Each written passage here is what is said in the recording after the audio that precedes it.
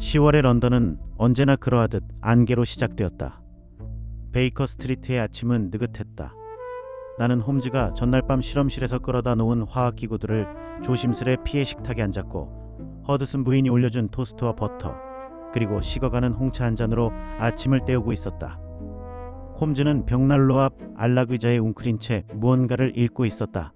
아니, 정확히는 읽는 척을 하고 있었다. 그의 눈이 같은 줄 위에서 3분째 머물고 있다는 것을 나는 진작에 눈치채고 있었다. 지루하군. 홈즈가 불쑥 말했다. 책을 덮지도 않은 채였다. 10월이잖소. 내가 답했다.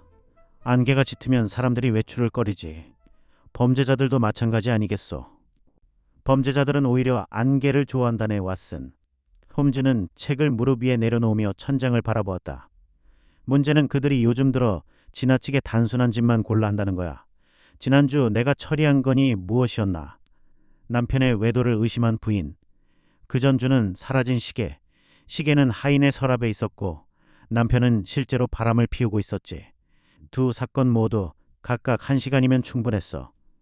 그는 파이프를 집어들더니 불을 붙이지도 않고 손가락 사이에서 돌렸다. 나는 지금 두뇌가 아니라 시계를 고용하면 해결될 사건들이나 처리하고 있는 셈이야. 나는 아무 말도 하지 않았다. 홈즈의 이런 권태는 주기적으로 찾아오는 것이었고, 그럴 때 무언가를 말하는 것은 대개 도움이 되지 않았다. 그저 기다리는 수밖에. 그리고 기다림은 언제나 끝이 났다. 오늘도 예외는 아니었다. 현관 아래에서 허드슨 부인의 목소리가 들렸고, 이내 익숙한 발소리가 계단을 올라왔다. 묵직하고 규칙적인 발걸음. 나는 찻잔을 내려놓기도 전에 누구인지 알았다. 문이 열리며 레스트레이드 경감이 들어섰다. 그는 언제나 그렇듯 조금 헝클어진 외투 차림이었으나 오늘은 달랐다. 그 특유의 자신만만한 표정, 스코틀랜드 야드의 형사가 민간 탐정을 찾아올 때 을에 띄는 내가 당신을 필요로 하는 게 아니라 당신에게 기회를 주는 것이라는 듯한 그 표정이 없었다. 대신 그의 얼굴에는 오래된 피로와 내가 그에게서 좀처럼 본 적 없는 무언가가 새겨져 있었다. 나는 잠시 그것이 무엇인지 생각하다가 이내 알아챘다. 수치심이었다. 홈즈, 레스트레이드가 말했다. 안 깨나, 레스트레이드. 홈즈는 이미 몸을 앞으로 기울이고 있었다. 권태는 흔적도 없이 사라져 있었다. 허드슨 부인, 차를 한 잔 더 부탁드립니다. 레스트레이드는 소파에 앉았다. 모자를 무릎 위에 올려놓고 두 손으로 챙을 잡았다가 놓았다가 했다. 나는 그가 이 방에 들어서는 순간부터 말을 어떻게 꺼낼지 고민하고 있었다는 것을 알 수 있었다. 어제 오후 그가 마침내 입을 열었다. 한 남자가 스코틀랜드 야드에 걸어 들어왔소. 자수, 홈즈가 말했다. 레스트레이드가 잠깐 멈칫했다. 그렇소, 자수요. 에드워드 크로우라는 자인데 올해 58이요. 핀즈베리 파크 인근 부두에서 노무일을 했다고 하더군. 그런데 그가 하는 말이 자신이 10년 전에 저지른 살인을 고백하겠다는 거요. 나는 홍차잔을 내려놓았다. 10년 전, 홈즈가 되풀이했다. 그의 눈빛이 예리하게 좁아졌다. 그렇다면 그 사건에는 이미 유죄 판결을 받은 인물이 있겠군. 레스트레이드의 손이 모자챙을 꽉 쥐었다. 아서 펜블턴이라는 자요. 그가 낮은 목소리로 말했다. 현재 펜턴빌 교도소에서 복역 중이요. 10년째. 잠시 침묵이 흘렀다. 벽난로에서 장작이 타는 소리만 들렸다. 그리고 홈즈가 천천히 말했다. 그 사건을 담당했던 형사가 바로 당신이군, 레스트레이드. 레스트레이드는 부정하지 않았다. 그저 시선을 잠시 창문 쪽으로 돌렸다가 다시 홈즈에게 가져왔다. 그렇소. 내가 잡았소. 내가 기소 의견을 냈고 내 보고서로 그 사람이 재판을 받았소. 그는 짧게 숨을 내쉬었다. 만약 크로우의 말이 사실이라면 나는 10년 동안 무고한 사람을 철창 안에 가둔 셈이요. 나는 레스트레이드를 바라보았다.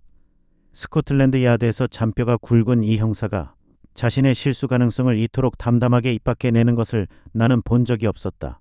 그것이 오히려 사태의 무게를 실감하게 했다. 크로우의 자백서가 있어. 레스트레이드는 외투 안쪽에서 접힌 서류를 꺼내 홈즈에게 건넸다. 본인 진술을 받아 정리한 것이요. 상당히 구체적이더군. 피해자의 방 구조, 사용한 흉기, 도주 경로까지. 홈즈는 서류를 받아들었다.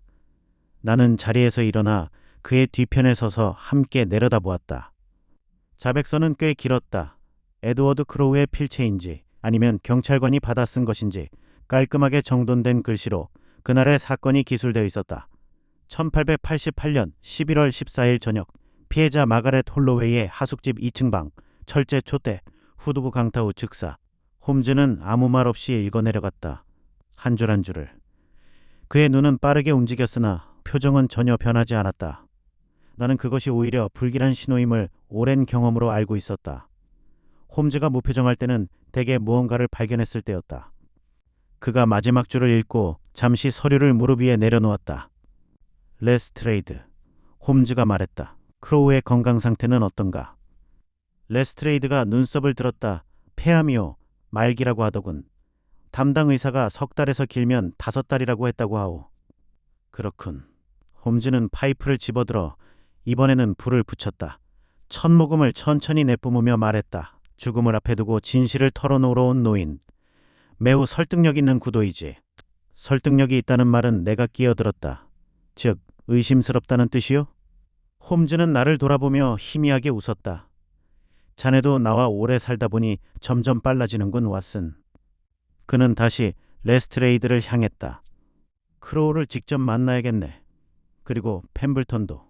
10년 전 수사 기록 전부를 가져다 주게. 최초 신고서부터 판결문까지. 빠진 것 없이. 레스트레이드가 천천히 고개를 끄덕였다. 그게 부탁하러 온 이유요. 공식 의뢰요, 홈즈.